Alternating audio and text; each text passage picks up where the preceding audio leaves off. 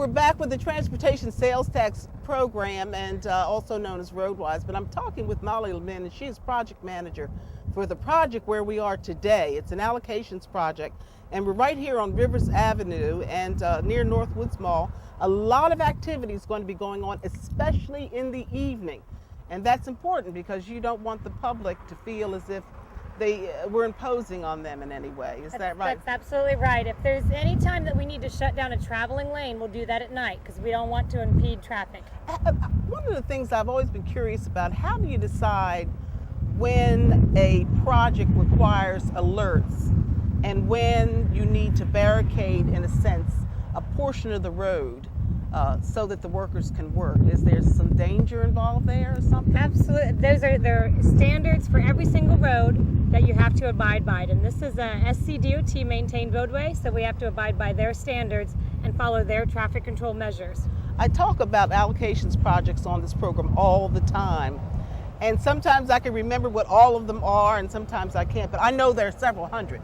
I do know that. I think we put out a press release one time when there was well over 300 that had been completed within the time that the Roadwise and Transportation Sales Tax Program have been going on, and that's really good. Allocations differs from bonded not only in size, but in purpose. It seems that with the allocations, you're doing more things like drainage and what else? That's right. That every year the Transportation Sales Tax Program funds projects and then specifically allocates money to 4 different programs, either drainage improvement, intersection improvements, local paving, or pedestrian and bicycle facility projects. And then there are the bicycle projects, as I was talking before we went on the air, about how some are flush with the road and others are a part of the sidewalk.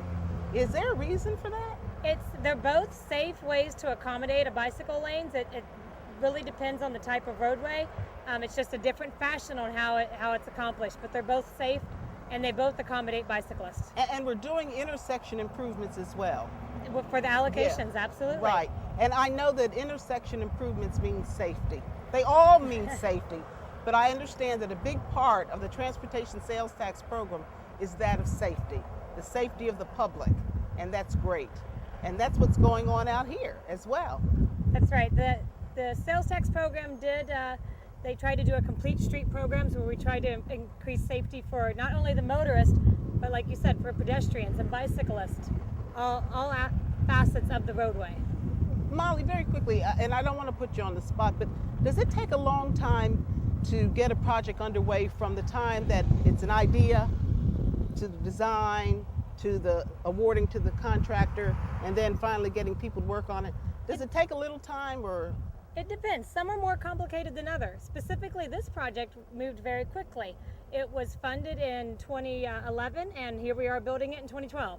And it's almost finished, or will be soon? Will be soon. In November 18th, we'll be done. I have some facts that I want to give the public about traveling in this area, and to make sure that if they didn't get the alerts information, we send it to the press, and hopefully they get it out by way of their airwaves, television and radio and the newspaper. But this is a good opportunity for us to give some more information on what's going on in this area. That would be Rivers Avenue near the Northwoods Mall, starting at Ashley Phosphate Road if you're in that direction, and coming forward for how many? It's going to end just beyond the Northwoods Mall entrance. Beyond, yep. just beyond. And here's the information we want to give you. Charleston County government announces the following traffic alert regarding nighttime lane closures for the Rivers Avenue at Northwood Sidewalk Improvement Project in North Charleston. Drivers should expect lane closures on Rivers Avenue, that's US Highway 52, between 9 p.m. and 6 a.m. each night from Wednesday, August 29th through Sunday, September 30th, except on Friday and Saturday nights when there will be no closures. The lane closures will occur in either direction of Rivers Avenue between Ashley Phosphate Road and Northbrook Boulevard. Only one portion of the road will be closed at a time. Workers with flags will direct traffic through the closures. The closures are necessary due to the construction of new sidewalks, crosswalks, and pedestrian signal improvements on Rivers Avenue. All road work is dependent on weather. If the weather is poor during August 29th through September 30th and more work is needed, it will continue on the next weather permitting night, other than Friday or Saturday. This project is funded by the Charleston County Transportation Sales Tax Program. The Rivers Avenue project is an exciting project for the North area. We believe that residents will thoroughly enjoy the connectivity and the ability to walk from store to store, restaurant to restaurant, or wherever their hearts may lead them. This has been the Transportation Sales Tax Program. We'll see you the next time. I'm Cheryl Harleston. For more information, visit us on tst.charlestoncounty.org.